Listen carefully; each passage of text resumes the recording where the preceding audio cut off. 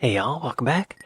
Today we're checking out the story of Pulp and Common People. British cat. Despite its influence, the time span of Britpop was so very brief. From the release of The Drowners and Pop Scene, through Blur vs Oasis, to its death knell with the release of OK Computer, merely 5 years and change. But the band that best represented that fleeting yet culturally enduring moment, the class divides, the classic pop literacy, and the misfits have overrun the country attitude, is Pulp. Formed in 1978, but finally with a chance at chart success in the Britpop era, the band, fronted by the awkwardly charismatic Jarvis Cocker, produced some of the most cuttingly insightful tracks of the 90s, with Do You Remember the First Time, Misshapes, and This Is Hardcore. But their 1995 tale of class, sex, and supermarkets would define Britpop forevermore. This is New British Canon, and this is the story of Common People. Okay, y'all, I don't know much about Britpop. Of course I've heard of Blur, of course I've heard of Oasis, of course I've heard of Radiohead, and OK Computer. I love OK Computer. On my other channel, I have a channel where I react to British culture stuff.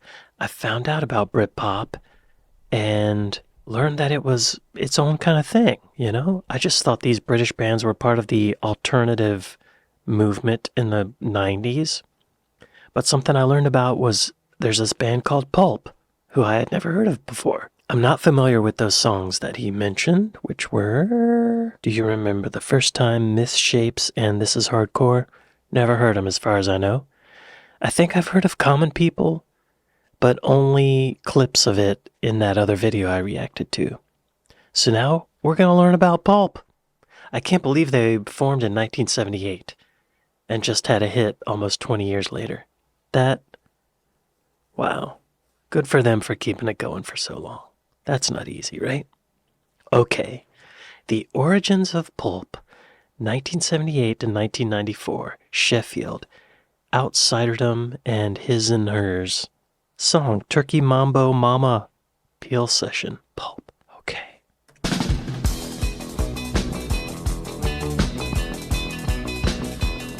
That sounds like Pulp the 70s. were formed in Sheffield in the north of England in 1978 by the 15-year-old Jarvis Cocker and his school friend Pete Dalton. Named after the Michael Caine film, they wouldn't play their first gig until 1980. By this point, Cocker and Dalton had already lost their first two members. Frequent lineup changes would soon become commonplace for the group. In 1981, Pulp gained their first... Hang on, this is going fast. So they formed in 1975, but they didn't play a show until 1980? That's a lot of rehearsal. 5 years of rehearsal? Wow. Sheffield. Show me on a map. There it is. Where is it? Oh, it is smack dab in the middle of England. That's cool. A little courtyard. Art. A graveyard. And a church. Cathedral. Oh, wow. That looks important. Wow. Fudge and sweets. A Ferris wheel. Skyscraper. Clock tower. Water fountain. Art. Clock tower. Landscape. Art. Fountain by a building. Architecture. Architecture. Architecture. Fountain. Fountain. Architecture. Architecture. Architecture. Cathedral. Right. So there's a lot of architecture in Sheffield. Sheffield is a city in the English county of South Yorkshire. In the city centre, the Millennium Gallery shows metalworks and art from Sheffield and around the world. It adjoins the Winter Garden, a large, temperate glass house filled with plants. Kelham Island Museum covers the city's industrial heritage.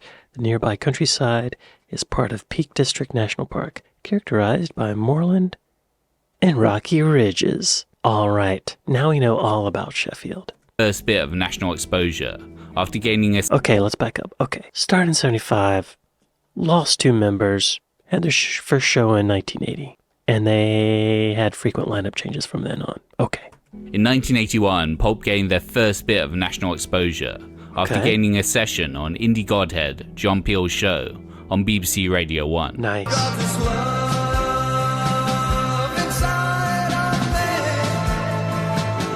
Their set showed off their rudimentary keyboard-affected sound, Cocker's vocals assuming the tone of a Yorkshire Scott Walker. Their music a mixture of fellow Sheffield bands, the Human League. Oh. Okay, Human League is from Sheffield. Don't you want me? And Comstat Angels. Independence Day. Independence Day. A disco-fied post-punk that would later be refined, evolve, and follow the band to their mid-90s heyday. Pulp's focus and only consistent member was Cocker. His gangly frame, glasses, charity shop fashion, and even his left-field first name marked him out from the normals of his hometown, but would define his music and Pulp's outcast status. Lyrically, he wrote about sex in ways few others dared.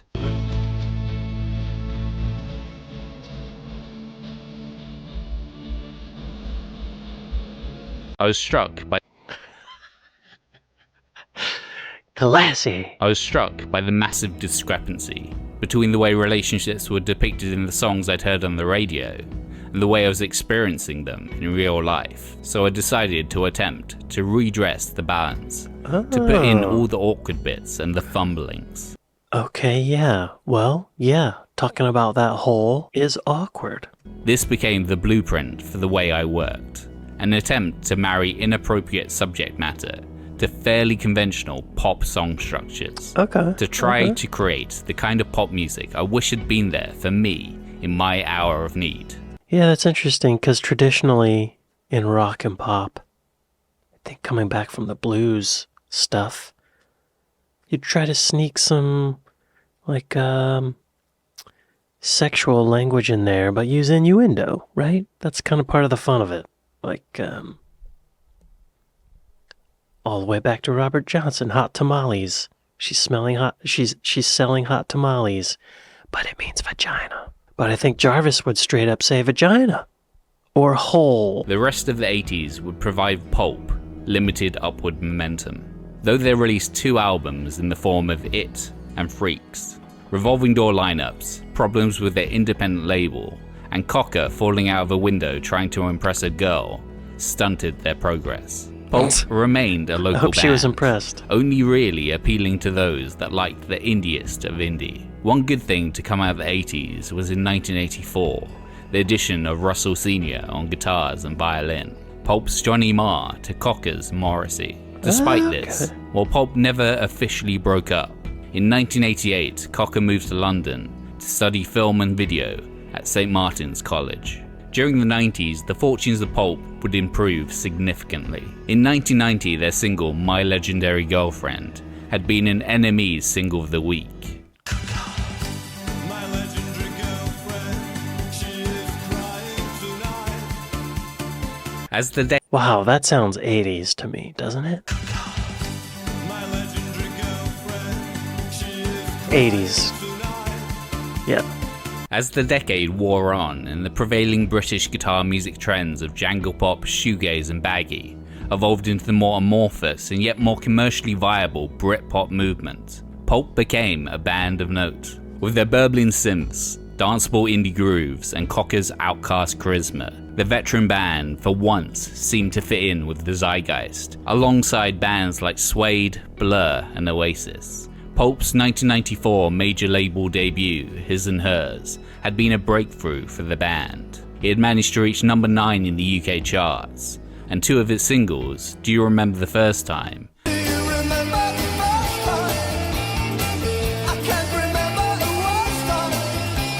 And a re-release of Babies, Oh, I wanna take you home. I wanna give you children. Okay. Wow, yeah. Wait, what was this? 94. The stuff they put out in 94 sounds a lot different from the stuff in 90. I mean, that's 4 years. That's a long time. Wow. I'm surprised that he kept the same name. Like this, you know? had been the band's first to break the top 40. His and Hers was later nominated for a Mercury Music Prize. Weird. Things were looking up for the band. This looked like a Photoshop enhancement gone wrong. Doesn't it? So bad, creepy. There's a girl in the band.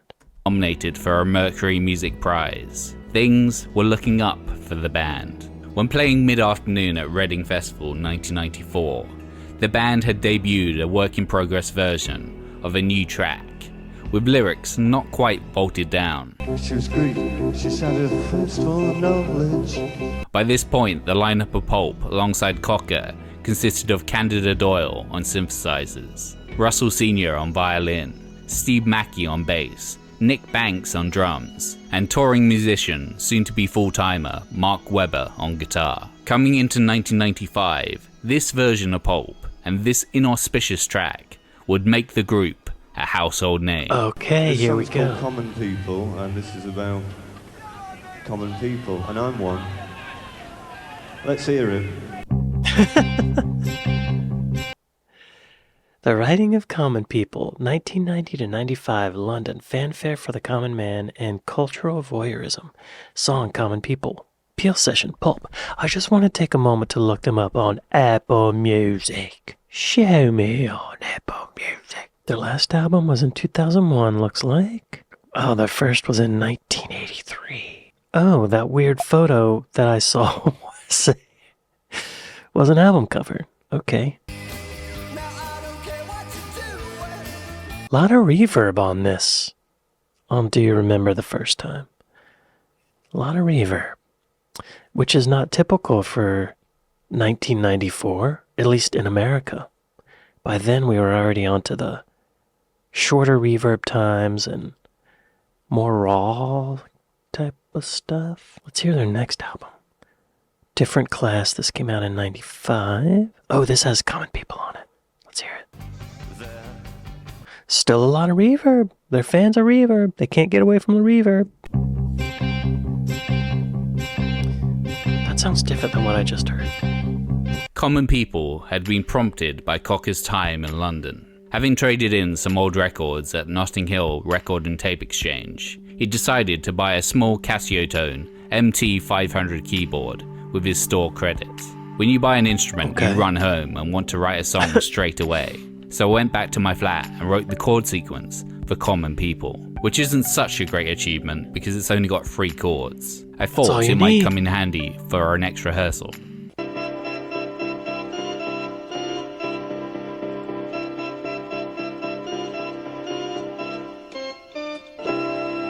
They still can't play it. Back in Sheffield at Pulp rehearsals, and most of the band were less than impressed by Cocker's awkward chord sequence. Mackey had compared it unfavourably to Emerson, Lake and Palmer's Fanfare for the Common Man.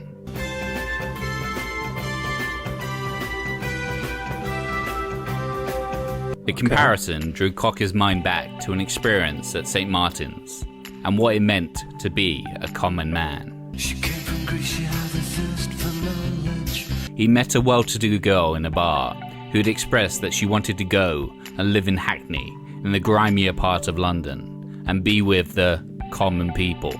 Back in his hometown, he'd never really felt the class divide. Where's Hackney? Show it on the map.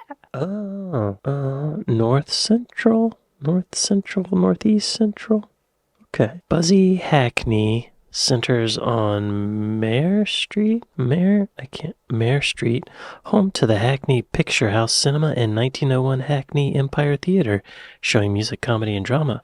Co-working spaces and hip bars fill the area, along with traditional pubs and classic Turkish and Vietnamese eateries. London Fields Park has a year-round heated swimming pool, while nearby Broadway Market offers indie shops and a Saturday artisan food market. That doesn't sound like a grimy neighborhood. Let's look at the streets. Let's look at the streets of Hackney. Show me that. It doesn't look grimy. It looks kind of nice, I guess, right? It doesn't look bad.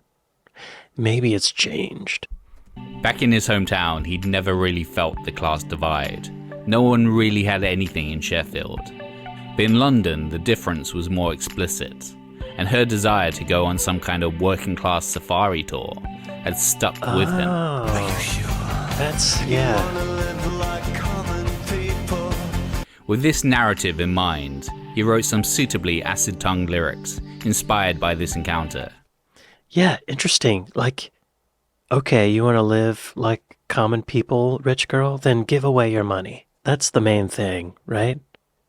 and then you'll be forced to go to Hackney and live there. Don't just take your money to Hackney and play around, right? That's kind of offensive. That could be seen as a disrespect to the common people. Give your money away, lady, right? Do it for real.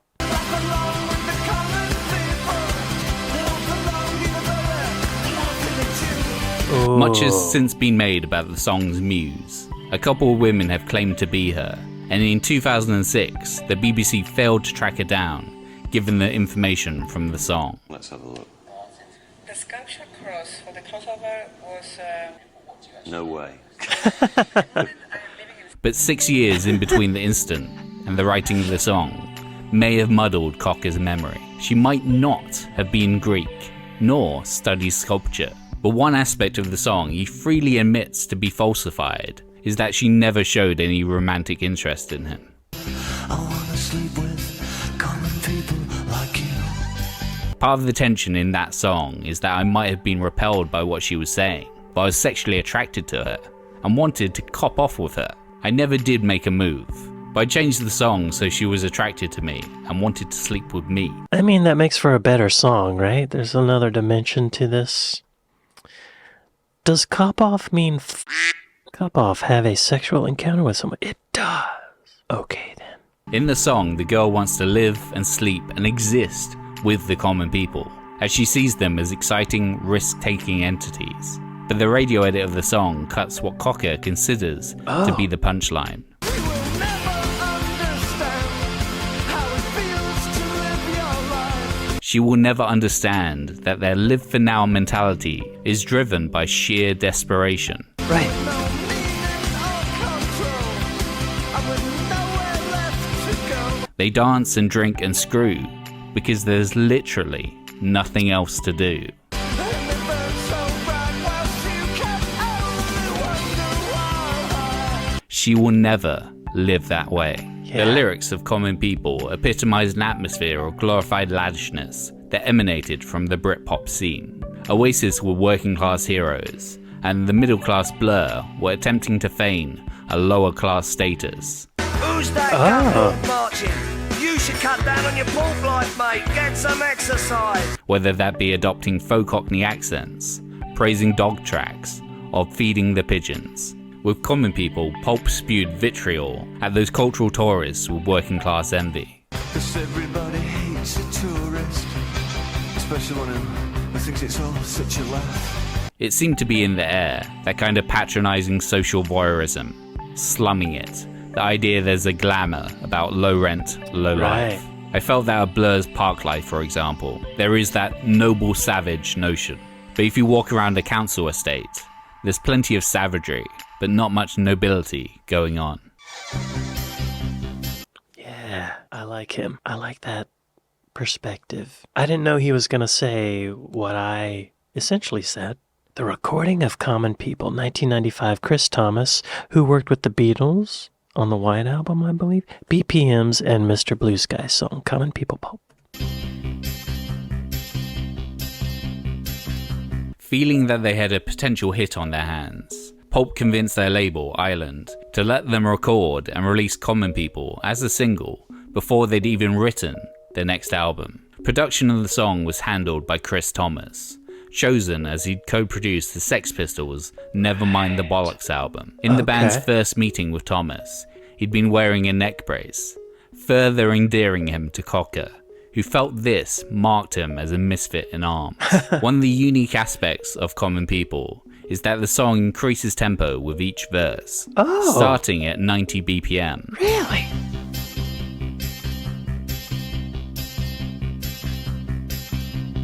With the final verse racing to 160.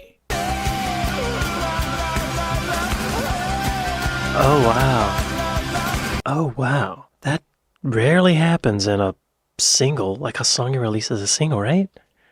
I mean, almost never in a pop song. But recording it proved an issue. Said David Nicholas, the sessions engineer, we recorded 4 or 5 takes of the band track, and as they weren't recorded to a click, some of them didn't end up at 160. They ended up at different tempos. It was totally freeform, with everyone following Jarvis's guide vocal, which just got faster and faster and faster. And therefore, stitching together those different band tracks really was a head trip. It was all about trying to make the tempo shifts work so that the song sounded smooth. The group had recorded it on a Friday. We worked on it all weekend, and when those guys returned to the studio on the Monday, they went, "Ooh, sounds great." Little did they realize what a challenge it had been. Oh my god. Yeah, stitching all those takes together. They probably like, verse 1 from this take, verse 2 from the third take, the first chorus from the fifth take, all that stuff. If the band could play it all in one take, it'd save a lot of time. That rarely happens, doesn't it, Pulp? They had no idea what these engineers went through to get it right. At least they gave them the weekend. Yo, usually for stuff like that, the artist doesn't want to pay you to do it. They don't want to spend money on studio time when the studio is just being used for something technical like that. If the artist isn't in the studio, they don't want to pay for it. So, at least they got the time to do it. I mean, could have been worse. Despite having used all 48 tracks, filled with such far-flung instrumental touches as Senior's violin, a stylophone, and even laser gun sound effects. Coming up to their deadline, Cocker felt it was missing something. The very last night, Jarvis says it's not right. It's supposed to be like ELO's Mr. Blue Sky. I've got a copy here.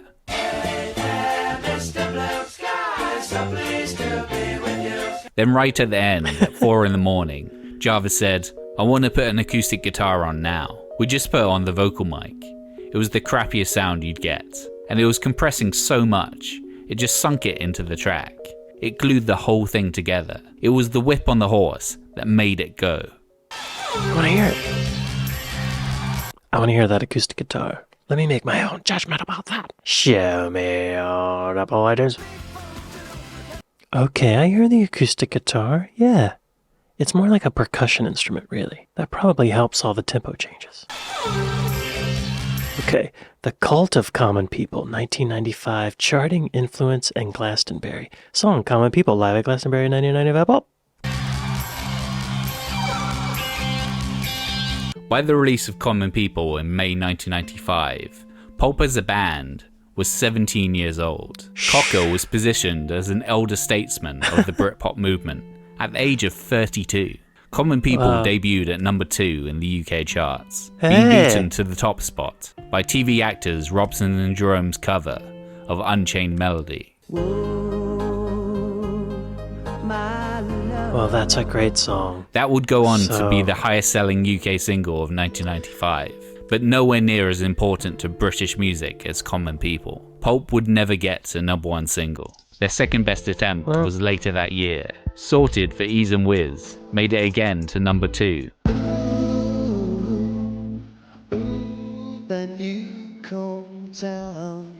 Hey, most people don't have a single number 2. They got 2 number 2s. That's good. Denied by Simply Red and Fairground. While Common People was riding high in the charts, Cocker felt motivated enough to write 8 new songs, destined for their Different Class album, released in October 1995. On the back of that album reads the message, "Please understand, we don't want no trouble, we just want the right to be different, that's all." And Britain as a whole took that message to heart and embraced it. Different Class not only reached number 1 in the UK album chart, but went on to go 4 times platinum. It also won the Mercury Music Prize in 1996. Feeling that the band had now elevated themselves beyond mere Common People, Senior left the group in 1997, unable to handle the irony. Pulp would go on to react against their newfound fame and celebrity in 1998 with This Is Hardcore. In the years since, they've influenced everyone, from the lyricism of Arctic Monkeys' Alex Turner and Art Brent's Eddie Argos, to the disco-fied indie of Franz Ferdinand and The Killers. Less than a month after Common People's release, John Squire, guitarist of the Stone Roses, was in a cycling accident where he broke his collarbone. This meant the Roses had to pull out of Saturday Night at Glastonbury, requiring a new headliner. Instead of giving PJ Harvey a 3-hour plus set, the organisers bagged Pulp for the role. Nice. Their set, of course, ended with Common People. While for the rest of their set, the crowd had been in darkness. Pulp unable to judge if they were doing well or not. For their closer, the field was bathed in light, each face singing back every word. This was their anthem, a snarling British anthem for this moment. It may have taken them 17 years to get there, but Pulp had made Wow. So, if a lanky get like me could do it, and us lot, yeah, you can do it too, alright? Wait, did he call himself a git? If a lanky get like me... A git? What is a git? A stupid or worthless person, especially a man. Okay. He's not a git. I wouldn't call him a git. That's amazing. So they couldn't see the audience. Yeah, I've been on stages before. You can't see anything, especially with those lights shining on you. Light shining in your face, no lights out there. It just looks like blackness. So they couldn't tell. They couldn't tell that people were dancing, but then they turned the lights on. Everyone's dancing, singing the song with them. bathed in Wow. light, each face singing back every word. This was their anthem, a snarling British anthem for this moment. Awesome. Proud of these guys. Proud of that git. Yeah, you can do it too, alright? Do you want to achieve something? Improve a skill? Want to just... No, I don't. Thanks for watching. What is your favourite Britpop song? Comment down below and like and subscribe. Country House. I'd like to give some shoutouts to my new top tier supporters. Y'all be sure to go to Trash Tier and like and subscribe. Now I know about Pulp. Pulp, Pulp, Pulp, Pulp. What else is on this album? He sounds like Damon Albarn without the Cockney accent, doesn't he? To my ear. I want to go back to 1983 and listen to the first song on their first album. And they put out an album in 2001. Let's hear the last song on the last album, Sunrise. Very similar to the first song in their first album, acoustic-y. Pulp, y'all. Pulp from Sheffield. They were a band for almost 20 years before they had any... That's a long time to keep a band together. Well, they didn't keep the band together. That's the thing. I love the tempo change idea, you know? That's so rare. Yeah, the tempo changes feel good. It's just a little bit every time. It goes a little bit faster. But it's not so much that you don't follow along. I like the guy's voice. This did come out in 1995, and it's very reverby. It still sounds like 1989 to me. But it works. It's not like too much, you know? Pulp, y'all. Well, I'd like to thank my patrons. I'd like to thank my Buy Me a Coffee folks. Thank y'all for watching this with me, and I'll see you next time. Later.